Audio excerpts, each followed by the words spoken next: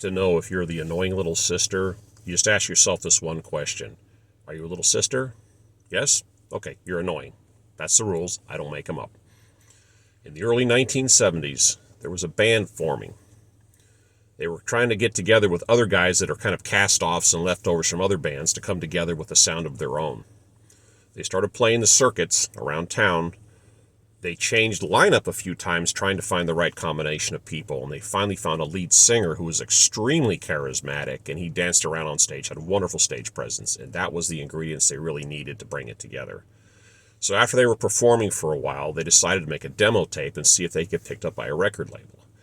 They scraped all their money together to reserve the studio time, and on the day of the studio, the lead guitar guy couldn't make it. I don't know what happened, but he couldn't be there. And out of a desperation, the rhythm guitar called his little brother, who was only 15 or 16 years old, and said, "Hey, can you show up and help us make this demo?"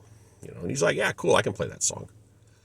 So on the day they show up, you got to remember, a studio recording is you're in a box and you're singing to a microphone. There's no crowd, there's no audience, there's no stage. You're just performing the music recorded.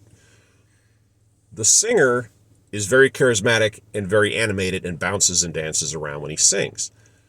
The new stand-in lead guitar does also, and his is more manic. I mean, he bounces around, and it's crazy to watch because I've actually seen a video of this guy when he was 15 years old, and he is completely into it. The song was a success. They got picked up by a record label. The singer, the lead singer, said, "I want to keep him. I like his energy. It matches mine."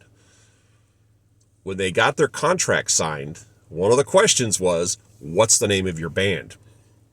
And being that these guys were from all over the map and from different areas and different bands, they were like, "We don't really have one yet. Can we get back to you?"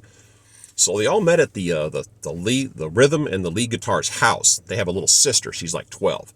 They're sitting in the living room and they're going, "We got to come up with a name that matches our sound, that matches, what we do." And they're all kicking names around. And the little sister walks in the room, sits down at the family sewing machine, and she's getting ready to start working. And she's like, "Hey, what's going on?" They tell her, "Well, little sister, we need a name." Now she's like, "Okay."